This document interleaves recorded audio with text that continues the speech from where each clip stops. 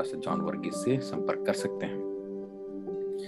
और जिन लोगों के नाम व्हाट्सएप ग्रुप में नहीं हैं वे भी पास्टर जॉन वर्गीस से कनेक्ट कर सकते हैं, क्योंकि कुछ लोग नए भी जुड़े हैं आज हम मरुभूमि में मिलाप वाले तंबू के लगाने के बारे में, एनकैंपमेंट किस प्रकार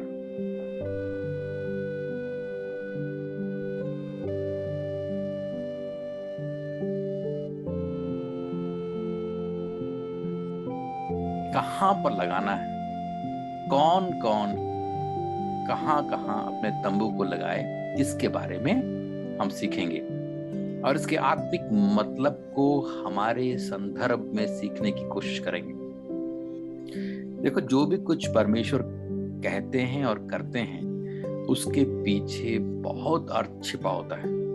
कई बार हम सोचते हैं कि प्रभु ने ऐसा क्यों कह दिया, ये रंग, ये कपड़ा और ये डायरेक्शन, ऐसा क्यों प्रभु कहते हैं। परमेश्वर तो सर्वज्ञानी है, हमारी बुद्धि तो छोटी सी है। ऐसा कहा जाता है कि साधारण मनुष्य अपने बुद्धि का केवल 3% इस्तेमाल करता है, 3 से 4। साधारण मतलब अच्छे पढ़ने वाले, जो पढ़ते नहीं हैं, आलसी हैं, तो उनका तो पूछो मत कितना इस्तेमाल करते हैं। सबसे ज्यादा बुद्धिमान जैसे आइंस्टाइन, थॉमस अल्वा एडिसन, इनके बारे में कहा जाता है कि 7% ही इस्तेमाल करते थे। 7%।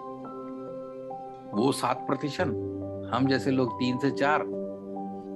तो अब पढ़ोगे नहीं, ध्यान नहीं लगाओगे तो आप कितना प्रतिशत यूज कर रहे हो। तो ये 3% वो इस्तेमाल करने वाला इंसान परमेश्वर के इतने बड़े ज्ञान के बारे में क्या समझेगा। तो इसको समझना है तो केवल पवित्र आत्मा की मदद से ही हम समझ सकते हैं। इसलिए हम आज गिनती की पुस्तक में जाएंगे, जहां पर इस तंबू को लगाने के बारे में विस्तार से बताया गया है। सबसे पहले मैं आप चाहूंगा कि एक जन गिनती की पुस्तक और उसके एक अध्याय, पहले अध्याय 1 से लेकर 4 तक पढ़ दीजिए। मैं आपको वहां का जरा परिचय दिला के आगे बढ़ना चाहूंगा। जी पढ़िए।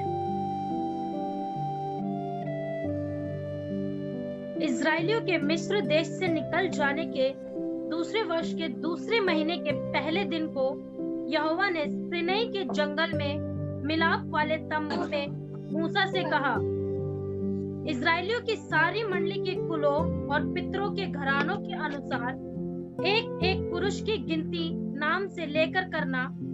जितने इस्राएली 20 वर्ष या उससे अधिक आयु के हों और जो युद्ध करने के योग्य हों, उन सबों को उनके दलों के अनुसार तू और हारून गिन ले। और तुम्हारे साथ एक एक गोत्र का एक एक पुरुष भी हो, जो अपने पितरों के घराने का मुख्य पुरुष हो। ठीक है। देखो, इजरायली लोग जब मिस्र से निकले उसके ठीक 1 साल बाद परमेश्वर ने उनकी गिनती लेना शुरू की, और ये बात हमने अभी पढ़ा। और मैं गिनती के बारे में क्यों बता रहा हूं, क्योंकि हमें जरा 5 मिनट ये इनके बारे में ये देखना है कि ये लोग कितने थे। जब वो मिस्र में आए तो 75 लोग थे, याकूब और उसकी संतान मिला के। पर 300-400 साल में ये 75 कितना बन गया, अब आप इस गिनती के बाद समझ सकते हैं। 1 साल के बाद परमेश्वर ने बोला गिनती लो। तो देख लीजिए कितनी गिनती है। तो आप में से कुछ लोग अगर बाइबल को ध्यान से पढ़े हैं तो वो बोलेंगे कि भाई 6 लाख है ना। 6 लाख वही लोग हैं जो 20 और 50 साल की उम्र के बीच में, और ये केवल पुरुष लोग, स्त्रियों की गिनती नहीं की गई है। आप जरा पहला अध्याय उसके 46 आयत को पढ़ेंगे, वहां पर गिनती दे रखी है। जल्दी जल्दी पढ़ देंगे तो हमारा टाइम बच जाएगा। गिनती एक की 46 है ना, 46। और वे सब गिने हुए पुरुष मिलाकर 6,03,000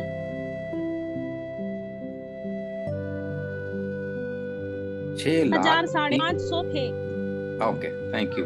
और एक आयत भी पढ़ दें, निर्गमन की पुस्तक 12 अध्याय, एक्सोडस चैप्टर 12, निर्गमन 12 के 37 और 38 को भी पढ़ते, जल्दी से पढ़ दिए। जब वो निकले तो कितने थे?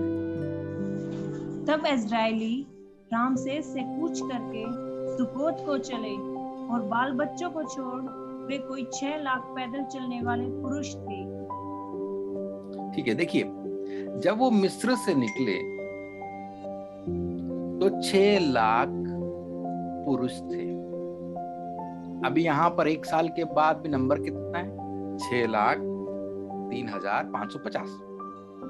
अब ये स्पेसिफिक तौर से यहाँ बताया गया है 20 साल, अभी थोड़ी देर पहले आपने पढ़ा, 20 साल और 50 के बीच में जितने भी पुरुष थे उनकी गिनती है। अब आप पूछेंगे, पास्टर ये 20 और 50 का क्या हिसाब है? 20 और 50 के बीच में जो लोग होते थे उन दिनों में थोड़े ताकतवर माने जाते थे, आज भी वैसे ही है। उसके बाद रिटायरमेंट होता, हमारे तो 60 साल है ना इंडिया में, तो ये 20 और 50 के बाद वो रिटायर होते थे, यानी ये उम्र के लोग तलवार को इस्तेमाल कर सकते थे युद्ध में जाने के।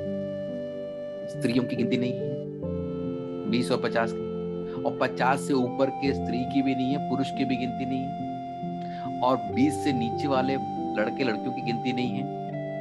तो एक तरह से बताया जाए तो इन सब की गिनती ली जाए, 6 लाख 20 से 50 के बीच में है पुरुष हैं, तो स्त्रियां कितनी होगी? वो भी 6 लाख।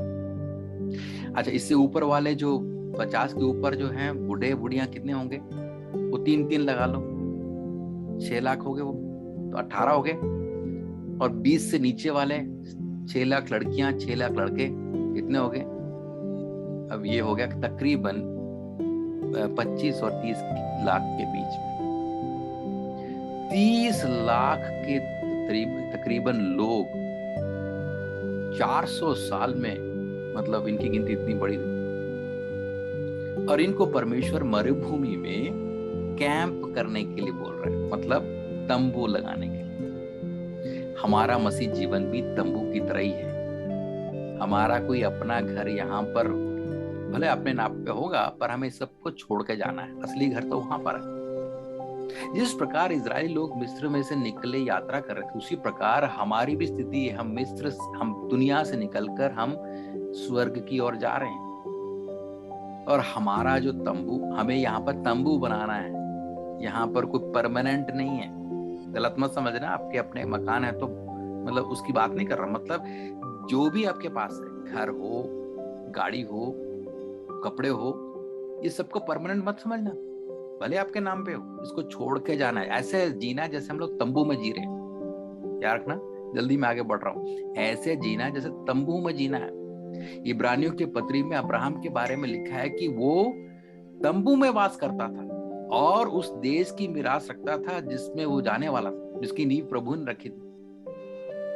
कई मसीह लोग अपने विश्वास में डगमगा क्यों जा रहे हैं? क्योंकि वो लोग तो सोचते हैं मेरा ही सब कुछ यहाँ पर ही है, आगे जाने का प्लान ही नहीं है, और इसी कारण से छोटी छोटी बात को लेकर लड़ने लग जाते हैं।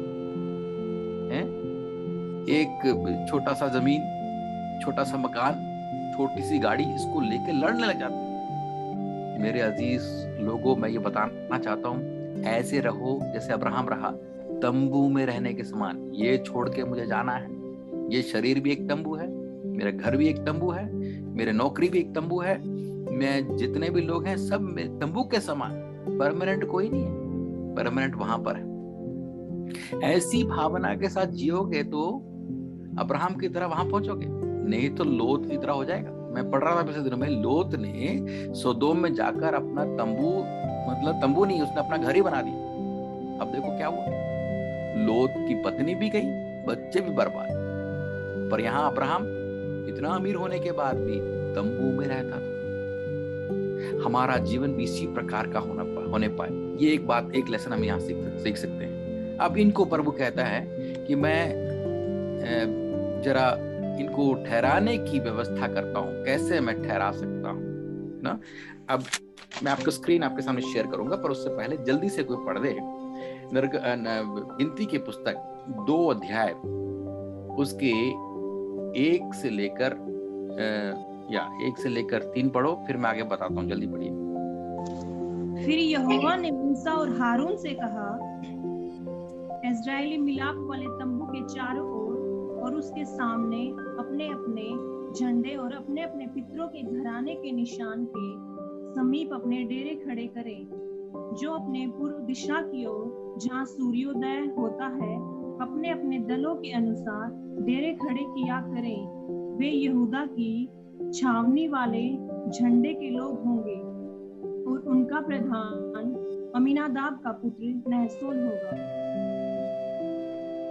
ओके, अब उसके 10 आयत को पढ़ेंगे। दक्षिण की ओर रूबेन की छावनी के झंडे के लोग अपने अपने दलों के अनुसार रहे और उनका प्रधान शदेऊर का पुत्र एलीसूर होगा। 18 आयत पढ़ेंगे। पश्चिम की ओर एप्रेम की छावनी के झंडे के लोग अपने अपने दलों के अनुसार रहे और उनका प्रधान अमीहूद का पुत्र एलीशामा होगा। 25 आयत पढ़ेंगे। उत्तर की ओर दान की छावनी के झंडे के लोग अपने अपने दलों के अनुसार रहे और उनका प्रधान अमीशने का पुत्र एलीएजेर होगा। 34 भी पढ़ें। इस प्रकार जो आज्ञा यहोवा ने मूसा को दी थी, इजरायली उन आज्ञाओं के अनुसार अपने अपने कुल और अपने अपने पितरों के घराने के अनुसार अपने अपने झंडे के पास डेरे खड़े करते और कूच भी करते थे। आप देखो, ये जो चित्र आपके सामने दिख रहा है, आपको दिखाई दे रहा है, ये वही चित्र है जो अभी आपके सामने पढ़ा गया है। थोड़ा सा चित्र के रूप में तो आपको समझ आ जाएगा, है ना। तो मैं आपको अभी समझाता हूँ, जरा ध्यान से सुनना, तब जाके आपको ये क्लियर समझ आएगा। अगर ये मिस कर गए तो आगे का भी मतलब समझ नहीं आएगा। टोटल लोग कितने थे इनके? तकरीबन 30 लाख लोग। और इन 30 लाख लोगों को हम 13 गोत्रों में बांट सकते हैं। आप जानते हैं याकूब के 12 बच्चे थे। 12 में से यूसुफ को जो है एक प्रिविलेज मिला कि उसके अपने बच्चों को, यूसुफ के 2 बच्चे थे एफ्रेम और मनश्शे, उनको यूसुफ का स्थान मिल गया। यानी अब 12 नहीं, अब कुल मिला के 13 गोत्र हो गए। और उन 13 गोत्रों में 12 गोत्रों को परमेश्वर ने बोला कि मिलाप वाले तंबू के चारों दिशा में तुम्हें कैंप लगाना है, तंबू लगाना है। मैं आपको अगर ये पिक्चर दिखाऊंगा, ये देखो, ये एक पिक्चर आप देख सकते हैं। एक दृश्य देखो, ये है मिलाप वाला तंबू। इसके चारों तरफ देखो, इस तरफ, इस तरफ, इस तरफ, ये चारों तरफ 12 गोत्रों को प्रभु ने 3-3 करके लगाया। यही चीज आपने पढ़ा। अब घर में जाकर आप गिनती के पुस्तक 2 अध्याय को अच्छी तरह पढ़ना, तब जाके और थोड़ा डिटेल में समझ आएगा। पर ये फोटो आप देख लो, इस फोटो के अनुसार सब ने तंबू बनाया। ये रूबेन का तंबू है, जितने भी रूबेन के लोग हैं वो सब इस साइड में है। ये सिमियोन का है, देखो ये सारे इधर आ गए। और यहाँ बेन्यामीन के हैं, ये यहाँ पर आ गए। और एफ्रेम के यहाँ पर आ गए, मनश्शे के यहाँ पर आ गए, आशेर के यहाँ पर आ गए, है ना। इस प्रकार ये ज़बूलून और यहूदा का यहाँ, ये सारे मतलब तंबू के हिसाब से लगे। और बीच में देखो परमेश्वर ने अपना तंबू बनाया। प्रभु कहते हैं मैं रहूंगा तो बीच में रहूंगा, मुझे साइड नहीं चाहिए। प्रभु को जो स्थान देना है बीच का देना भाई, साइड का मत देना। जो भी स्थान आपने अपने जीवन में दिया है, अपने परिवार में दिया, सेंटर का देना। व्यक्ति के जीवन में सेंटर का देना, कलीसिया में सेंटर का देना, है ना। अपनी नौकरी में भी सेंटर का स्थान प्रभु को देना, तब जाके आपकी गाड़ी चलेगी।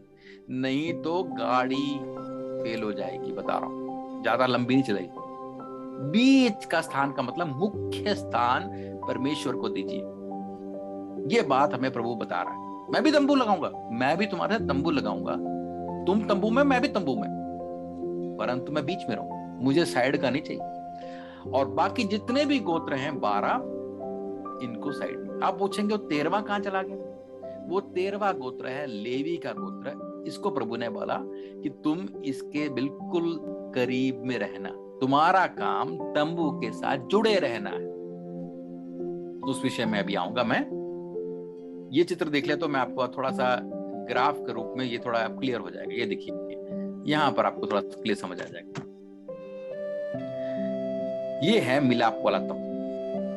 और अभी जैसे आपने बोला, ये उत्तर की दिशा, और ये पश्चिम, ये पूरब, और ये दक्षिण। ठीक है, इंग्लिश में कहेंगे नॉर्थ। ये मेरा कर्सर देख जो नॉर्थ, ये वेस्ट, ये साउथ, और ये ईस्ट। इसको समझना बहुत जरूरी है, क्योंकि प्रभु बिल्कुल जो भी बता रहे हैं बिल्कुल उसके पीछे कुछ मतलब है। अभी इस उत्तर में 3 गोत्र हैं, दान, आशेर और नप्ताली। परंतु परमेश्वर ने कहा इन तीनों के बीच में एक लीडर होगा, एक गोत्र उसका लीडर होगा। कौन सा? दान। अभी आपने पढ़ाई है, बाद में पढ़ लेना दोबारा। दान गोत्र। अब इनकी गिनती दे रखी है, देखो 1,57,600। ये केवल वही लोग हैं जो 20 साल और 50 के बीच में, जो तलवार से संभाल। बाकी तो बच्चों की और बीवी औरतों के बारे में मतलब उनकी गिनती नहीं लेगी, वो सब है इसमें। बस ये उनके 20 और 50 के बीच के लोगों के जो है गिनती दे रखी है। तो इधर का लीडर दान। अब आ जाइए अब पश्चिम में, यहाँ कितने गोत्र हैं? बिन्यामीन, मनश्शे और एफ्रेम। और परमेश्वर ने कहा इनका गोत्र का जो लीडर होगा वो होगा एफ्रेम। एफ्रेम हिंदी में एफ्रेम बोलते हैं, इंग्लिश में एफ्रेम बोलते हैं। अब आपको जिसको फोटो लेना ले सकते हैं इसमें से, इसका स्क्रीनशॉट लेना है तो। अब आ जाइए, आपका जो है ये हो गया आपका दक्षिण, साउथ। कितने गोत्र हैं? गाद, सिमियन, रूबेन। और इन तीनों का लीडर कौन होगा? रूबेन। रूबेन। और अब आ जाइए अब पूरब। ये पूरब दिशा बहुत इंपॉर्टेंट है, क्योंकि ये लोग यात्रा कहां की ओर कर रहे हैं? पूरब। इंग्लिश में कहते हैं ईस्ट। ईस्ट यानी पूरब की ओर ये पूरा गोत्र जो है जा रहा है। ये पूरब में है कनान। हमारी यात्रा भी पूरब की ओर है ना। अब पूरब में कितने गोत्र? देखिए बहुत मजेदार है इसका। यहूदा, इसहाकार और जबूलून। और इन तीनों का लीडर कौन होगा? यहूदा। देखो हमारा परमेश्वर कितना ऑर्डर का परमेश्वर है। सबको बोला तुम्हें इन गोत्रों को दक्षिण में, इनको पश्चिम में रहना है, पर उन तीनों के बीच में एक लीडर होगा और उस लीडर का एक झंडा होगा। उस झंडे के बारे में अभी मैं थोड़ी देर में सिखाऊंगा आपको। ये समझिए आपको, ये है चारों तरफ रहने का। अभी मैं एक और बात बता के फिर मैं आगे बढ़ूंगा। अब बीच में देखो मिलाप वाला तंबू, टैबरनैकल। अब आप पूछेंगे ये क्या है? मेरारी, गेर्शोन और कोहात। ध्यान से सुनिएगा, मैं आपकी शक्ल पूरी देख नहीं पा रहा। अभी मैं जरा आपको 1 मिनट देख के फिर मैं वापस आऊंगा। लेवी गोत्र के लेवी के 3 बच्चे थे। कौन कौन?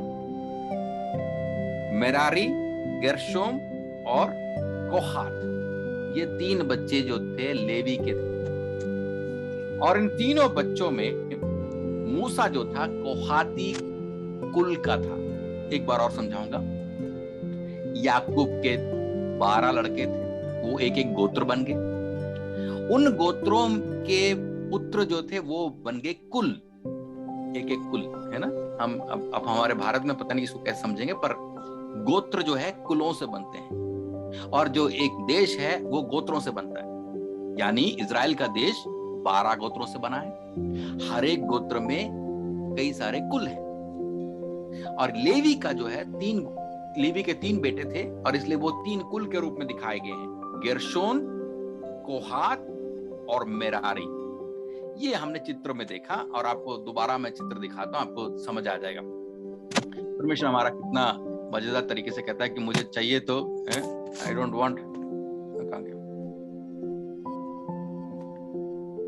sometimes this okay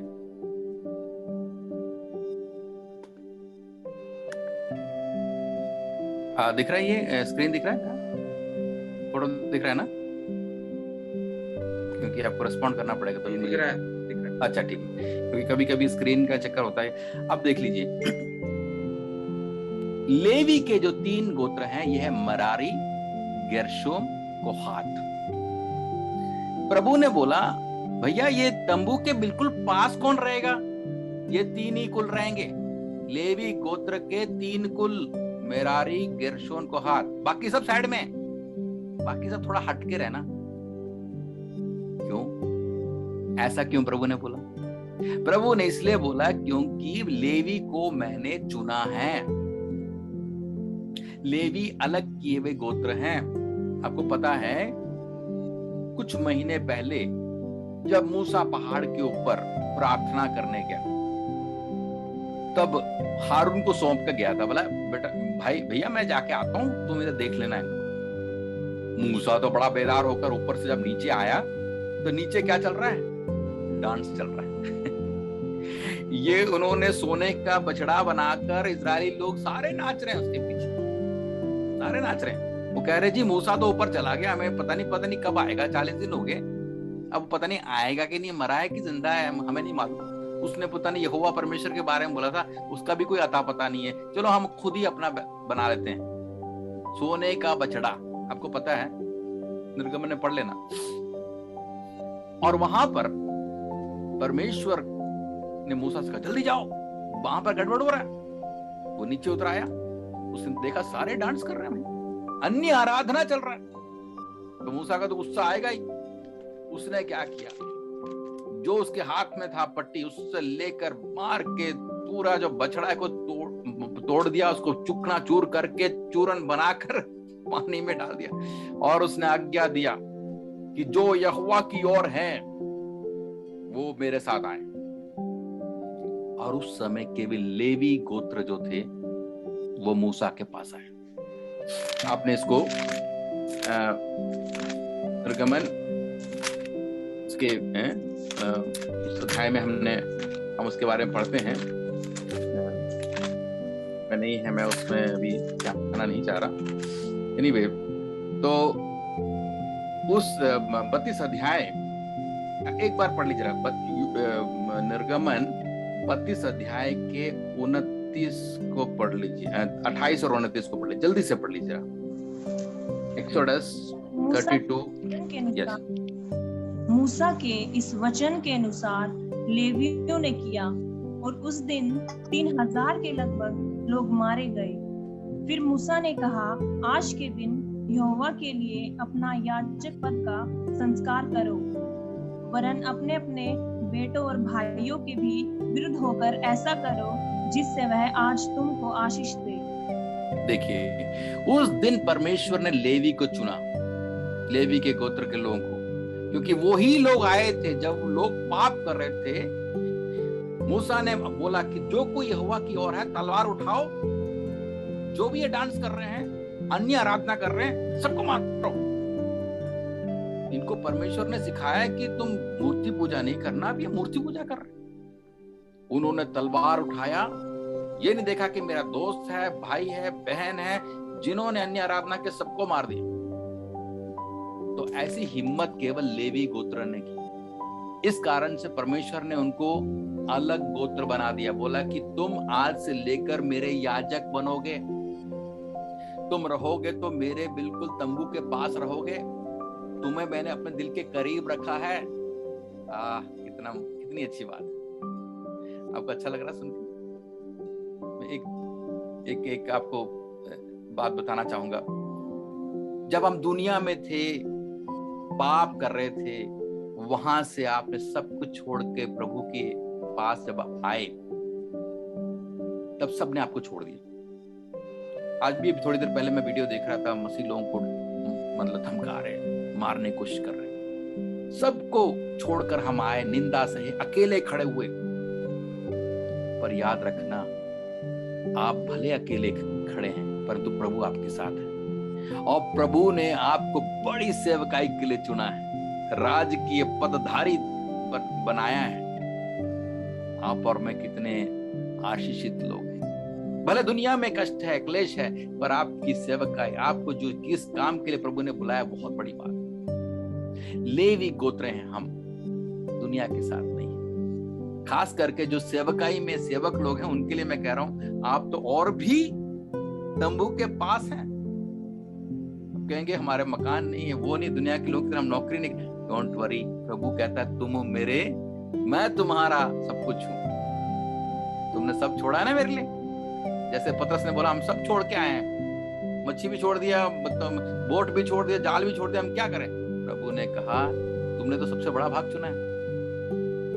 सबसे बड़ा भाग चुने हुए सभी लोगों के लिए मैं प्रभु का धन्यवाद करता हूँ। हाथ उठा के प्रभु का धन्यवाद करेंगे। मैं अभी थोड़ा आगे बढ़ रहा हूं।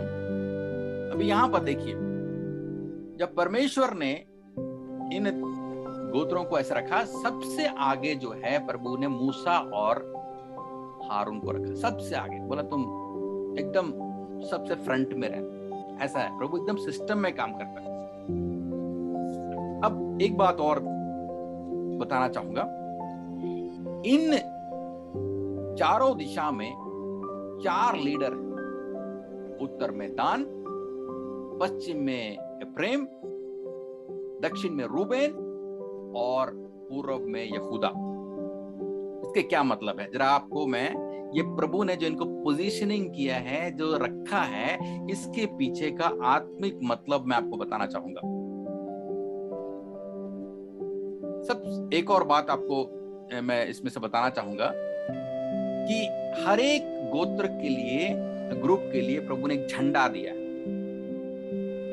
और सबसे पहला जो झंडा है वो यहूदा का झंडा इधर जो है, इनके झंडे की निशानी जो है वो एक शेर का, जो सोने का बना हुआ है, सोने के बने हुए शेर का एक झंडा है। उस झंडे में शेर की निशानी है।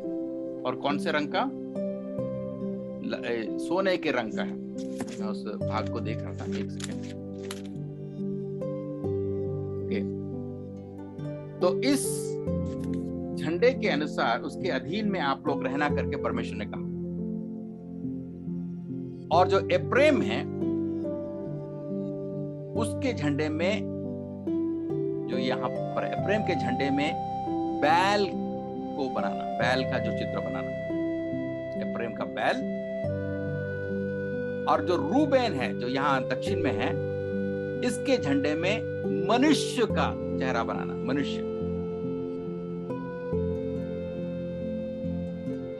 और यहां जो दान है जो आपके उत्तर में है, इसमें आप उकाब यानी ईगल का, उकाब का जो है रूप बनाना। हमारे भारत का झंडा हम जानते हैं ना, उसकी रूपरेखा जानते हैं। तो परमेश्वर ने कहा चारों दिशा में 4 झंडे होंगे। यहां के दिशा में शेर, जो रूबेन की दिशा में मनुष्य, एफ्रेम की दिशा में बैल और दान की दिशा में उकाब। कुछ समझ आ रहा है आपको? कुछ समझ आ रहा है? लो, थोड़ा बहुत आपको आइडिया लग रहा होगा। 4 झंडे में 4 निशानियां। और वो क्या दिखाता है? परमेश्वर के 4 उस चरित्र को, स्वभाव को दिखाता है। प्रभु यीशु मसीह के 4 चरित्र को दिखाता है। ये बात मूसा को, बाकियों को इतना डिटेल नहीं मालूम था, हमें मालूम है। पिछले दिनों में हमने पढ़ा था 4 सुसमाचार है। मत्ती मतलब मैथ्यू प्रभु यीशु मसीह को राजा के रूप में दिखाता है। और वहां शेर, यानी शेर क्या है? जंगल का राजा। ये राजाओं का राजा। और मरकुस जो है प्रभु यीशु मसीह के दास के स्वभाव को बताता है। यानी बैल जो है, बैल का काम क्या होता है? जोतता है ना, खेत को जोतता है। वो दासत्व को बताता है।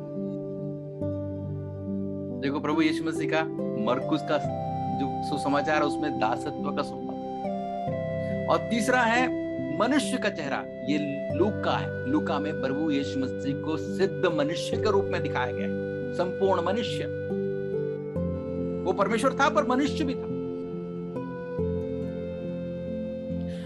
और यूहन्ना में यीशु मसीह को दिव्य के रूप में दिखाया गया। और जो यहाँ पर जो आपके झंडे में उकाब दिखाया गया, वो किसको दिखाता है?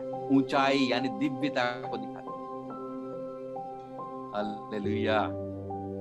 4 दिशा, 4 झंडे, 4 सुसमाचार को बताते हैं। वाह, मजा आ गया।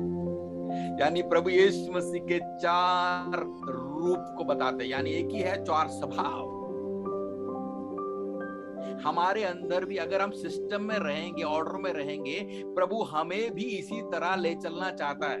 हमारे अंदर दास का स्वभाव होना चाहिए। कुछ लोग तो पहले राजा बन के बैठ जाते हैं। भैया राजा बनेंगे, राजकुमार बनेंगे, पहले तो तुम दास तो बनो। दास बनने के लिए तैयार नहीं है ना। हमारे अंदर दास का स्वभाव होना चाहिए, तब जाकर और मनुष्य को मनुष्य के रूप में समझना है। प्रभु यीशु ने क्या क्या कहा? प्रभु से प्रेम करो और अपने पड़ोसी से प्रेम करो। कुछ लोग हाँ जी हम प्रभु से प्रेम करते हैं, पड़ोसी से करे व ना करे वो मुझसे बात नहीं करता। मेरा दिल तो प्रभु जानता है। ऐसा नहीं होगा, दिल तो जानता है प्रभु। अपने पड़ोसी जिससे गुस्सा हो ना, उससे बात कर लेना। चर्च में जाते हैं, हाथ मिलाते हैं, पर बात नहीं करते, क्या फायदा? पड़ोसी से प्रेम नहीं कर रहे। मैं उस विषय में जा रहा है, टाइम मेरा भाग रहा है। तो एक मनुष्य को मनुष्य की तरह समझना है, और तब जाके प्रभु हमें उकाब की तरह ऊपर उठाएगा। जो लोग यहोवा की बाट जोते हैं वो उकाब की तरह ऊंचे उड़ेंगे। ऊंचाई में रहने वाले। उकाब जो है दूर से चीजों को देखने वाला है, दूरदर्शी है। हम लोग तो कई मसीह लोग दूरदर्शी ना होने के कारण से अल्पदर्शी, ना क्या हिंदी में सम वर्ड नहीं मिल रहा मुझे, मतलब एकदम पास की चीजें, दूर की बातों को देखते हैं। अरे भैया तुम्हें स्वर्ग जाना है, छोटी छोटी बातों को लेकर क्यों लड़ रहे हो? बस ये छोटी लड़की बात को लेकर लड़ते लड़ते फिर ऊपर नहीं जाना क्या? दूरदर्शी होना। मुझे तो यहाँ के कष्ट वगैरह के बारे में, मैं इसके बारे में सोच के निराश होने वाला नहीं, क्योंकि मेरे लिए बड़ी महिमा रखी हुई है। मुझे यहाँ के बंगला और छोटी छोटी गाड़ियों के बारे में नहीं, मुझे मेरे लिए बड़ा प्रभु ने रखा हुआ है। दूर की बातों को देखो उकाब की तरह, और तब जाके प्रभु हमें राजा का अधिकार हमें देगा। ये चारों चीज हमारे अंदर प्रभु डालना चाहता है। 4 सुसमाचार, 4 झंडे, 4 सुसमाचार, 4 विशेष चरित्र जो एक मनुष्य के, एक विश्वासी के अंदर होना चाहिए। और कुछ लोग ये भी कहते हैं ये जो 4 दिशा है प्रभु के स्वर्ग के सिंहासन का वो दृश्य है। जरा आप ये निकालेंगे यहेजकेल की पुस्तक। यहेजकेल जल्दी से पढ़ना, तब जाके हमारा टाइम बचेगा। मैं टाइम के अंदर समाप्त करने की कोशिश कर रहा हूँ। यहेजकेल की पुस्तक और उसके 1 अध्याय, और वहां पर 4 से लेकर 9 तक पढ़ लीजिए।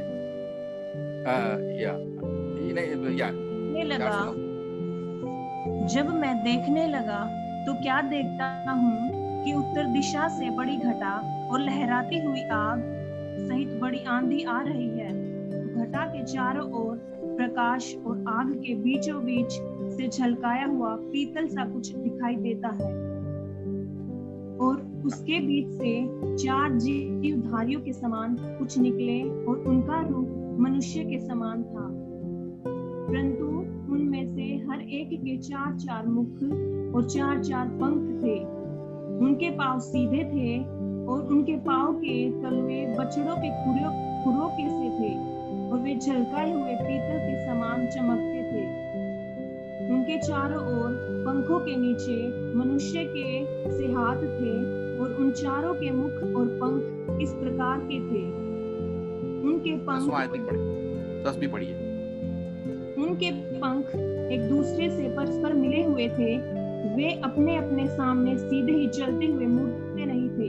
उनके सामने के मुखों का रूप मनुष्य का सा था, और उन चारों के दाहिनी ओर के मुख सिंह के से, बाई ओर से मुख बैल के से थे, और चारों के पीछे के मुख उकाब पक्षी के से थे। Thank you. अभी आप घर में जाकर इसको पढ़ लेना कि टाइम नहीं है एजेकियल के बारे में समझाने के लिए, पर ये हेजकेल जो है स्वर्ग में परमेश्वर के उस चैरियट यानी उस जो है रथ के बारे में, जहां पर परमेश्वर की महिमा है, उसका एक दृश्य देख रहा है। एक ऐसा दृश्य जिसको देखकर वो भौचक्का हो गया, वो हैरान हो गया, भाई ये ऐसा भी होता है। क्या देख रहा है? वहां पर एक प्राणी है जिसके 4 मुख हैं। पंखों के बारे में आपने सब देख लिया, सब बताने के टाइम में मैं फोकस इसी में कर रहा हूं कि मुख किस प्रकार है। एक साइड का मुख जो है शेर के समान, अभी आपने पढ़ा ना, एक साइड का मुख मनुष्य के समान, एक साइड का मुंह जो है बैल के समान, और एक साइड का मुंह उकाब के समान। अभी आपने पढ़ा ये हेजकेल 1:10। ये स्वर्ग में परमेश्वर की उपस्थिति का वो नजारा है। प्रभु यीशु मसीह का एक रूप है। अभी हमने थोड़ी देर पहले पढ़ा कि चार सुसमाचार का एक नटजोड़ है, एक छोटा सा एक एक्सप्लेनेशन है। यानी स्वर्ग का एक नजरिया प्रभु इस धरती पे लेकर आना चाहता था। इस एनकैंपमेंट के द्वारा, इस कैंप को लगाकर प्रभु मूसा से यह बताना चाह रहा, भैया उधर मेरा जो है इस प्रकार का सिस्टम है, इधर भी वैसे ही रहना चाहिए। झंडे पर उस प्रकार के चिन्ह रखे ताकि लगे कि स्वर्ग धरती पे स्वर्ग उतर आया है। स्वर्ग में मेरे जो अब चारों ओर की जो है वो दृश्य इसी प्रकार का है। ओ प्रभु का राजा का रूप, प्रभु का मनुष्य का रूप, प्रभु का दास का रूप, प्रभु का दिव्य रूप, इस सब के बीच में प्रभु रहता है।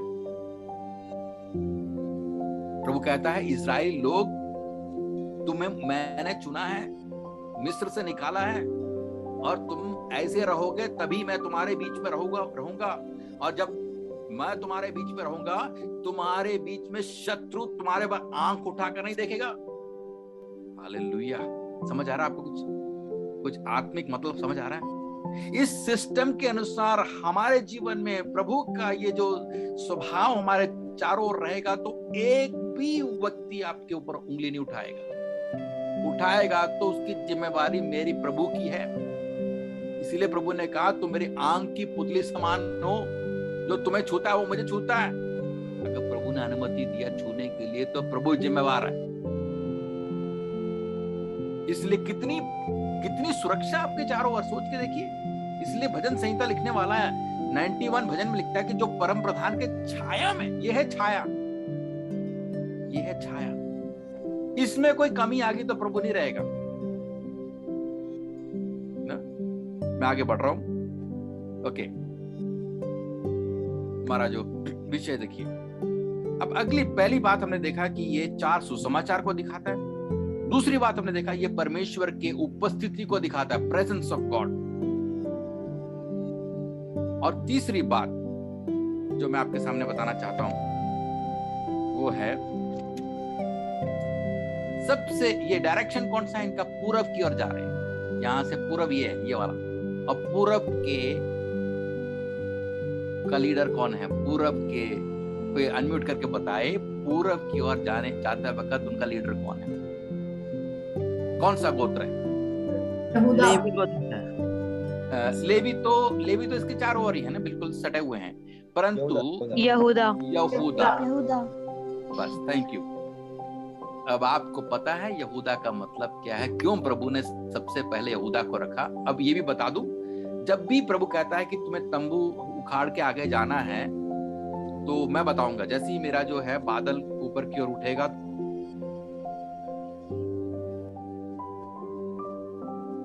जैसी मैं तुम्हें कहूंगा अभी यहां से सुक्कोत से आगे जाना है, उधर से आगे जाना है, मेरे गुना बोले तुम्हें जाना भी नहीं है, और जब तुम्हें जाना है तो उसका भी एक तरीका है, रहने का एक तरीका है, निकलने का भी एक तरीका है। और निकलते वक्त सबसे आगे कौन सा गोत्र जाएगा पता है? यहूदा गोत्र, फिर उसके साथ इसाकार, ज़बूलून, फिर ये धीरे धीरे बाकी आएंगे। इस बात ने मुझे बहुत आशीषित किया जब मैं इसके बारे में पढ़ रहा था। बाकी गोत्रों को क्यों नहीं प्रभु ने बोला आगे जाने के लिए? बड़ी अजीब बात है। आप में से ये मुझे बताओ कि याकूब के 12 बच्चे थे, तो सबसे बड़ा लड़का कौन था? रूबेन। तो रूबेन को जाना चाहिए था भाई आगे। रूबेन को क्यों नहीं भेजा? यहूदा को क्यों भेजा? इसके पीछे भी मतलब है। रूबेन जिम्मेवार नहीं था, बहुत बड़ा गलती किया था उसने। इसको आप बाद में हम इसके बारे में विस्तार से देख सकते हैं। टाइम हमारा भाग रहा है, इसलिए मैं एक चीज बताने के लिए मैं जल्दी निकल रहा हूं। एक बात याद रखें, जब हम वफादार नहीं है तो प्रभु वफादार लोगों को आगे लाएगा, जो बेवफा है उनको साइड में कर देगा। इसलिए बाइबल में लिखा है जो पीछे हैं वो आगे हो, जो आगे हैं वो पीछे हो जाए। इसाक के 2 बच्चे थे, एक मैं एग्जांपल बता रहा हूं, एसाव और याकूब। ये दोनों मतलब जुड़वे थे, पर पहला कौन आया था? एसाव आया था। तो पहला किसका आना चाहिए? एसाव का। पर बरकत किसको मिला? याकूब। बस एक मिनट का फर्क होगा, मालूम नहीं 1 मिनट या 30 सेकंड का। पीछे ही आ रहा था, भाई का पैर पकड़ के आ रहा था, पर फिर भी जूनियर है ना वो। पर प्रभु ने जूनियर को सीनियर बना दिया। क्यों? एसाव जो था वफादार नहीं था। अपने पेट के लिए, थोड़ा सा सूप खाने के लिए, खीर खाने के लिए उसने अपने पहलौठेपन को बेच दिया। लाओ जाओ जी। आपको पता है वो कहानी में उधर नहीं जा रहा। इसीलिए प्रभु हमारे जीवन में देख रहा है कि हम वफादार है कि हमने कितना बपतिस्मा दिया, हमने वो किया, ये नहीं। प्रभु देखता है कि आप वफादार हैं छोटे बात में, दरी बिछाने में वफादार है, या भी जो भी काम हमें दिया है उसमें वफादार है कि नहीं। छोटी बात में वफादार है तो बड़े चीज का हकदार बनाएगा प्रभु। याद रखना, ये मत सोचना कि मैं ये परिवार में पैदा हूं, ये पढ़ाई मैंने कर ली। प्रभु देखते हैं आपकी वफादारी। स्वर्ग में पहुंचता है प्रभु ये नहीं कहेगा ओ पास्टर सो एंड सो आए करके। प्रभु कहेगा मेरे वफादार दासी, मेरे वफादार दासी। ये हमारा टाइटल होगा वहां पर। तो इस बात को समझना बहुत जरूरी है। ये लेसन हम सीख सकते हैं। प्रभु रूबेन को हटाकर पहली पदवी प्रभु ने यहूदा को दी, तुम जाओ भाई लीड करने के लिए। दूसरा एक आत्मिक मतलब बताना चाहता हूं। यहूदा शब्द का मतलब है स्तुति। हालेलुया, मजेदार है ना। यहूदा जो शब्द है, जब वो यहूदा पैदा हो उसकी मां ने उसको बोला अब मैं स्तुति करूंगी क्योंकि ये लड़का पैदा हो। इसलिए उसका नाम इब्रानी भाषा में यहूदा का मतलब स्तुति। ध्यान देना, सभी लोगों के लिए बहुत बड़ा एक लेसन है ये। मसीह जीवन में आगे बढ़ने के लिए जैसी आप कदम रखते हैं, हमारे जीवन में हमारे मुंह से क्या निकलना चाहिए? गाना गाते ना, स्तुति आराधना ऊपर जाती है, आशीष लेकर नीचे आती है, प्रभु हमारा कितना महान, देखो वो हमसे करता है प्यार। टाइम नहीं है, मैं आगे बढ़ रहा हूं। जब वो यहूदा के यरीहो के चारों ओर इतनी बड़ी बड़ी दीवार, सबसे बड़ा जो शहर था, एक तरह से बोला जाए तो शहरपना वाला शहर जो था यरीहो का था। अब प्रभु ने बोला तुम पहले इसको पकड़ो, छोटे मोटे नहीं, बड़े से टॉप चीज को मारो पहले। अब इनको तो ना लड़ना आता है, कुछ नहीं आता, इनको आता है बकरी चलाना। 6 लाख लोग बकरी चला रहे, तलवार भागते हुए चलाना। भाई प्रैक्टिस किया तुमने? प्रैक्टिस नहीं किया। प्रभु कहता ठीक है, प्रैक्टिस की बात छोड़ो, तुम्हें मैं एक आइडिया बताता हूं। तुम इसके चारों ओर घूमो, यरीहो के चारों ओर घूमो, और सबसे आगे किसको भेजना?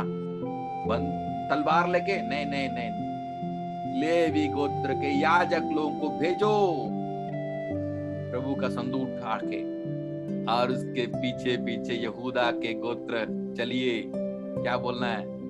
यहूदा यहूदा यहूदा। यानी इतने बड़े यरीहो को गिराने के लिए प्रभु कमजोर लोगों को इस्तेमाल कर रहा है, परंतु लीड करने वाला यहूदा है तो बड़ी बड़ी दीवार भी गिर जाएगी। आपके हर एक समस्या के पीछे उसका समाधान स्तुति है, धन्यवाद करना प्रभु का। पौलुस कहता है निरंतर प्रार्थना करते रहो, हर एक बात के लिए धन्यवाद देते रहो। ऐसा है धन्यवाद, नहीं है धन्यवाद, बीमारी हो धन्यवाद, कष्ट हो धन्यवाद। यहूदा आगे रहे।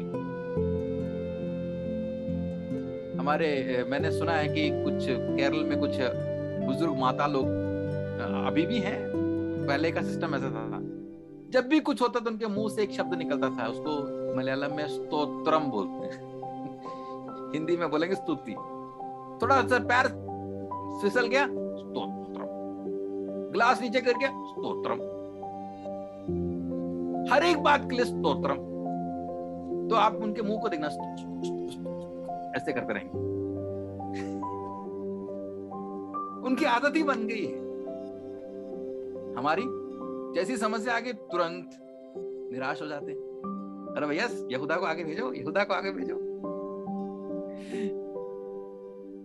स्कूल में जाना है, यहूदा को आगे भेजो। नौकरी में जाना है, यहूदा को आगे भेजो। मिनिस्ट्री में जाना है, पहले यहूदा को आगे भेजो। स्तुति करके निकलो तो देखना बड़ी बड़ी दीवारें गिर जाएंगी। ये आत्मिक अर्थ प्रभु कितना, ऑर्डर प्रभु का कितना मजेदार है, मैं समझ, बहुत अच्छा लगता मुझे देखकर। मेरा समय भाग रहा है। तो आपके और मेरे जीवन में यहूदा आगे रहेगा तो बाकी गोत्र भी सीधे आ जाएंगे। दूसरी भाषा में बोलो तो पहले उसके राज्य और धर्म की खोज करो, बाकी सारी वस्तुएं पीछे आ जाएंगी। चाचा, मामा, ताऊ, ये वो फलान, ये सारे आ जाएंगे। मिनिस्टर लोग आपके पीछे आएंगे, पॉलिटिशियंस आपके पीछे आएंगे। स्तुति करने वाला जो है, एक प्रभु का दास, एक प्रभु की दासी के जीवन में आपको कभी फेल होने प्रभु नहीं देगा। भले थोड़ा सा टाइम लग जाएगा पर फेल होने नहीं देगा। मैं आगे बढ़ रहा हूं, मेरे समय भाग रहा है। अब ध्यान से देखिएगा एक बात। अब हमने चारों ओर देख लिया, बीच में आएंगे, थोड़ा सा क्लोज आ जाएंगे। ये तंबू के, मैंने आपको बताया, बिल्कुल करीब में रहने के लिए प्रभु ने इन लेवी गोत्र को चुना। लेवी गोत्र के 3 कुल थे, उसके मतलब उसमें 3 कुल थे। एक थे मरारी, एक गेर्शोन, एक कोहात। पर आपको पता है ये मूसा कौन से कुल का था? मूसा जो था कोहात का था। ये जो कोहात है इस कुल का था। कुछ भी हो, प्रभु ने कहा एकदम करीब ये 3 कुल होंगे, और उसके सबसे आगे जो है मेरे एकदम करीब कौन रहेगा? मूसा और हारून। अब आप मुझे बताइए इनको यहां फिट करने का क्या फायदा? ये लोगों को ये एकदम इसके चारों ओर बिठाने का क्या कारण है, बता सकते हैं? मेरारी, गेर्शोन, कोहात को। अच्छा मैं बताता हूं। प्रभु कहता मैं पवित्र हूं, जैसा मैं पवित्र हूं तुम भी पवित्र हो। अभी आप छोटे बच्चे को बोलते हैं आग को छूना मत, गर्म चीज को छूना मत, ना? तो आप क्या करते हैं? उसको रोकने की पूरी कोशिश करते हैं। बच्चा कोई भी हाथ उठाए या मोमबत्ती जो जलने वाली है ना उसके ऊपर। मेरी बच्ची जब छोटी थी तो मोमबत्ती जब जलता तो उसको छूने जाते थे। मैंने कई बार बोला छुओ मत, छुओ मत, पर बहुत बोलने के बाद नहीं समझी थी। एक दिन मैंने कहा ठीक है छूने, तो एक दिन छुआ ना, उसके बाद उसने छुआ नहीं। तो गर्म अभी है, मत जाओ पास, तुम्हें नुकसान होगा। यही सिस्टम प्रभु कह रहा है, मैं पवित्र हूं भैया, तुम मुझे मेरे पास आना है तो पवित्रता के साथ आना है, इधर उधर घुस के नहीं आना। आना तो एक सही तरीका है। पूरब दिशा से गेट है, उसको हम अगले बार पढ़ेंगे, उधर से घुसना है। इधर उधर से कोई भी आएगा तो गड़बड़ हो जाएगा। कुछ लोग बोलते ना दीवार फांद के आते हैं, इधर भी फांदने का सिस्टम बन सकता था, पर प्रभु ने बोला फांदने से पहले मैं ये तीनों कुलों को वहां खड़ा कर रहा हूं। कोई भी बंदा दूसरे गोत्र से भाग के आए ना, कह रहा है मेरे को जल्दी मिलाप वाले तंबू में घुसना है, जल्दीबाजी का बात नहीं है मसीह जीवन। इसको सिस्टम से ही आना पड़ेगा, द्वार से आना है, यीशु के द्वार साथ ही आना है, के द्वारा ही आना है। कोई गलत टीचिंग के द्वारा हम उसके अंदर घुस नहीं सकते। तो इनके पास तलवारें होती थी। किसके पास? ये जो लेवी गोत्र के जो तीनों कुल हैं, ये भाला और तलवार के साथ खड़े होते। कोई भी व्यक्ति अगर इस दीवार को फांद के अंदर आने की कोशिश करता तो इनके पास अधिकार था उस भाले से, तलवार से उनको मार देना। आप बोलेंगे ये तो गलत है भाई, ये तो गलत है। गलत नहीं है, प्रभु का सिस्टम है भाई। तुम उधर से छलांग मारोगे तो मरोगे तुम ही। तुम किधर जा रहे हो? पवित्र जगह में जा रहे हो, अपवित्रताई के साथ जाना है तो तुम्हें ये गेट से अंदर जाना है। और लेवी गोत्र को क्या है, प्रभु ने सारे मतलब ये कर रखा, तुम्हें ये नहीं करना, वो नहीं करना, इसको नहीं छूना, उसको नहीं छूना। बिल्कुल अलगदाई से जीने के लिए प्रभु ने लेवी को चुना है। बाकी जो गोत्र है ना, रूबेन, शिमियोन, ये लोग तो बस अपने मर्जी कर लेते हैं। जैसे हमारी भाषा में बोला था, पास्टर लोगों को काफी सारे जो है रिस्ट्रिक्शंस है, यहाँ नहीं जाना, ये नहीं करना, वो नहीं करना। विश्वासी कभी कभी कुछ बोल देता है, पास्टर ने कुछ बोल दिया तुरंत गुस्सा आता है। हाँ, पास्टर ने बोल दिया। भैया मैं भी स्वर्ग जा रहा हूं, तुम भी जा रहे हो, मैं तो लेवी हूं, मुझे तो रेस्ट्रिक्शन, तुम्हें भी रेस्ट्रिक्शन पर मैं रखा हुआ। पास्टर कुछ भी नहीं बोल सकता, मैं तो कुछ भी बोल सकता। ऐसा नहीं होना चाहिए। हम सबके लिए प्रभु ने रखा है। पर रूबेन के लोग सोचते हैं हम कुछ कर सकते हैं। प्रभु कहता है ऐसे लोगों के लिए मैंने रखा है ये तीनों कुल। ये लोग तुम्हें रोकेंगे, जबरदस्ती करोगे तुमको ये मार भी सकते हैं, क्योंकि वो तुम्हारी सुरक्षा चाहते हैं।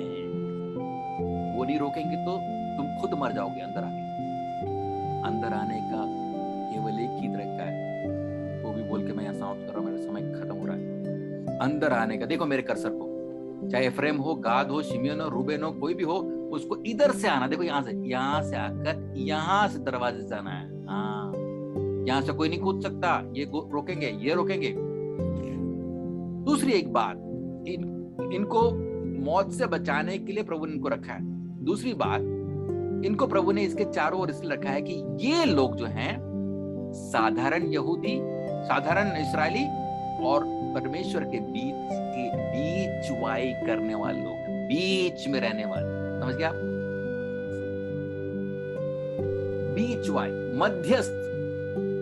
कितनी अच्छी बात है। साधारण इस्राएली और परमेश्वर के बीच में मध्यस्थ करने वाले थे लेवी गोत्र के ये कुल।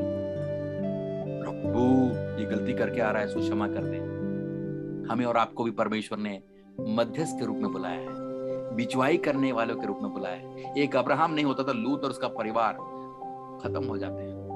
प्रभु से बोलो, प्रभु अब 50 है तू बचाएगा, 40 है तो तू बचाएगा, 10 है तो तू बचाएगा। मांगते रहो, पूछते रहो, बिचवाई करते रहो अपने विश्वासियों के लिए, अपने परिवार के लिए। मैं विश्वास करता हूं आप सबको प्रभु ने लेवी गोत्र बनाया है, राजकीय पदाधारी बनाया है। हालेलुया। इस पदवी को आप ऐसे मत इस्तेमाल करना, इसको बड़े सीरियसली इस्तेमाल करना। लोगों के लिए रोना हमारा काम है, बिचवाई करना भारत के लोगों के लिए रोने की जिम्मेवारी मेरी और आपकी है। भारत आजाद हो गया बोल के ऐसे कितने सारे बंधन पड़े हुए हैं। आपके परिवार के लोग कितने लोग हैं जो बंधन पड़े हैं। कुछ लोग हम तो बच गए जी, नहीं नहीं नहीं नहीं, तुम्हें आपको प्रभु ने वहां रखा है बीच में बिचवाई करने के लिए। अगर आप अपनी जिम्मेवारी को ना करेंगे तो प्रभु आपसे पूछेगा तुमने क्यों नहीं उनके लिए प्रार्थना किया, तो नरक में। तुमने क्यों नहीं सुसमाचार सुनाया, तुमने क्यों नहीं उसको सीधे रास्ते में लाया। अब मैं थोड़ा सा और गहराई में जाऊंगा। पास्टर लोगों को, प्रभु के दास दासियों को प्रभु ने ये जिम्मेदारी दिया कि विश्वासियों को सीधे रास्ते में लेकर आए, बीच में खड़े होने के लिए। समझाओ वचन से, डांटो, समझाओ। जब पास्टर डांटते तो गुस्सा मत होना, ये उनका काम है, बिचवाई करना। इसलिए मेरा समय खत्म हो रहा है, मैं समाप्त करना चाहता हूं। आप में से कितने लोग कहेंगे प्रभु जी हमें ऑर्डर में रहना है, तो जैसे तू चाहता है वैसे हम रहेंगे, और तेरा जो स्वभाव हमारे अंदर होने पाए, और सबसे आगे यहूदा रहने पाए, सबसे आगे स्तुति मेरे जीवन से, मेरे मुंह से स्तुति निकलते रहे। और हमेशा प्रभु मैं एक बिचवाई के रूप में बीच में खड़े होकर लोगों के लिए प्रार्थना करूंगा ताकि लोगों का जीवन बदल जाए। हालेलुया। अपने आप को प्रभु के हाथों में सौंप रहे हैं। समय समाप्त हो रहा है यहाँ पर। मैं बहुत विस्तार से नहीं जा पाया, परंतु इतना ही मैं बताना चाह रहा हूं क्योंकि समय सीमित है, हमें और काफी सारे लेसन्स को सीखना है। इसलिए मैं इस भाग को, हम तंबू में रहने वाले हैं, परमानेंट नहीं, टेम्पररी हैं। यहाँ पर आगे बढ़ते रहो, पूरब की ओर बढ़ते रहो। हमारा अच्छा मूसा प्रभु यीशु मसीह आगे चल रहा है। हमारा अच्छा महायाजक यीशु मसीह हमारे आगे आगे है। हम याजक लोग यीशु के लहू के द्वारा खरीदे हुए, हम दूसरों की बिचवाई करते हुए आगे बढ़ते रहें। हर एक दिन के समस्या का सामना करने का एक ही मार्ग है, स्तुति धन्यवाद चढ़ाते रहो। दुख में सुख में मुंह से स्तुति निकले। थोड़ा कष्ट है, थोड़ा आसान नहीं है, कष्ट है। रो रो के स्तुति करो, देखो दीवारें गिर जाएंगी। आइए हम प्रार्थना करें। प्रभु जी, आपके हाथों में हम अपने आप को सौंप देते हैं।